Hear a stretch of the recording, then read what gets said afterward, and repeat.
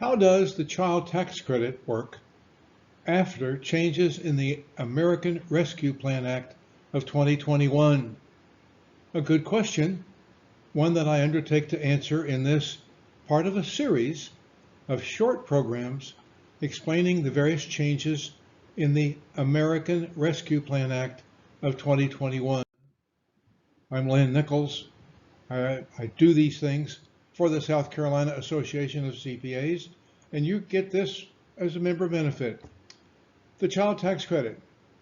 Prior to the American Rescue Plan Act, we're going to call that the Act, taxpayers could claim a child tax credit of up to $2,000 for each child under age 17 who was a United States citizen.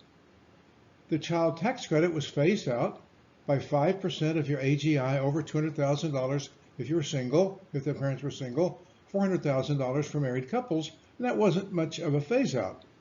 If the child tax credit exceeded the tax liability, taxpayers could get up to $1,400 of the excess as a refund. That was referred to as the additional child tax credit or the refundable child tax credit. That was limited to 15% of earnings above $2,500. The Act made the child tax credit fully refundable for 2021 and increased the amount of the child tax credit to $3,000 per child, $3,600 for a child under age 6. The Act also increased the age of qualifying children by 1 year, so that 17-year-old children now qualify for the child tax credit in 2021. For 2021, that increase, the additional $1,000 or $1,600 per child in excess of the pre-Act law $2,000 per child, is reduced by $50 for every $1,000 of modified AGI in excess of $150,000 for joint filers, $112,500 for head of household filers, and $75,000 for all others.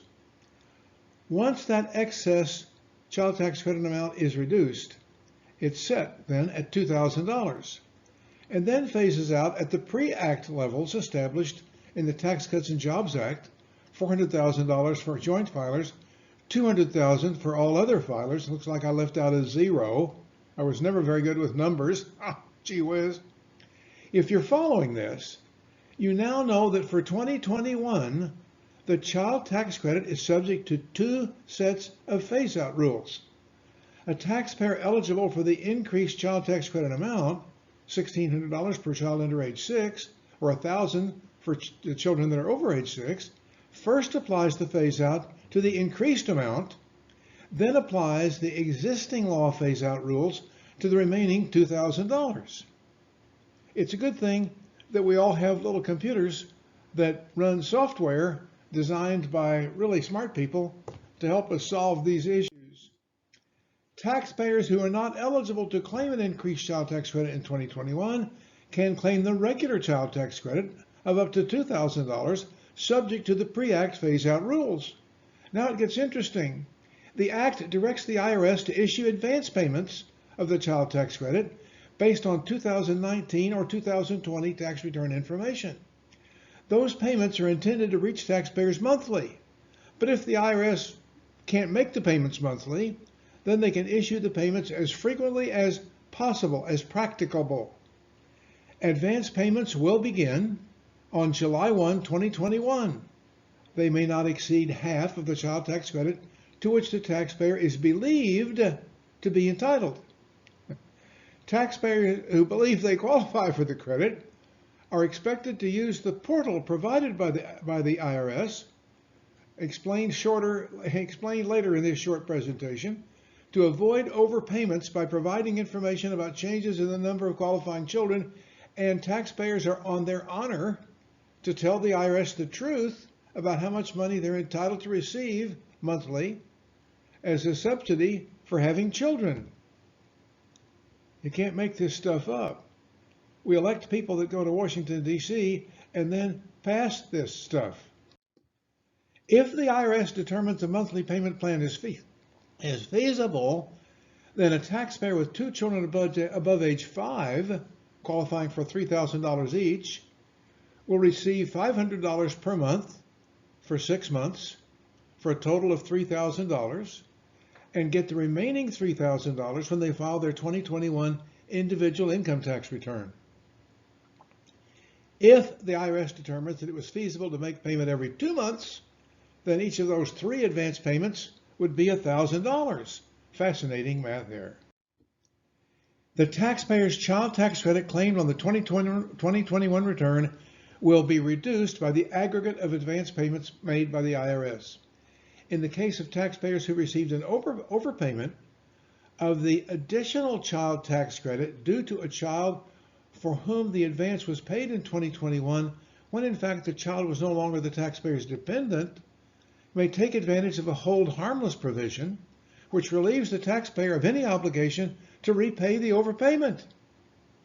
If you're below the income threshold, however, $40,000 for a single taxpayer, $50,000 for a head of household, $60,000 for a joint filer, you'll be protected from repaying up to $2,000 in overpayments per child that were incorrectly claimed. But the hold harmless threshold increases, or we say it decreases. The threshold decreases to 0 as the taxpayer's income rises to double the threshold amount. You can't do this on the back of a napkin. You can't. The IRS will offer an online information portal. The Act directs the IRS to establish an online portal so taxpayers can opt out of receiving advance payments if it's all too confusing. Taxpayers can provide information about changes in their income, changes in their marital status, changes in the number of qualifying children, which would change the amount of subsidy they get, the amount of advance payment. Hopefully, taxpayers on their honor will use the portal to inform the IRS of changes in their circumstances and thereby avoid unexpected adjustments to their tax liability. In order to manage their child tax credits, parents can, by using this portal, elect not to receive monthly payments and provide information which is relevant to their child tax credit amount as listed on this slide. Well, I think I didn't even include the goodbye slide that I usually have in these things. We'll just let it be goodbye for now, and thanks for trusting me to provide information about changes to the child tax credit in the American Rescue Plan Act. I'll get it right. Oh, there it is. Thank you. Stay safe, please.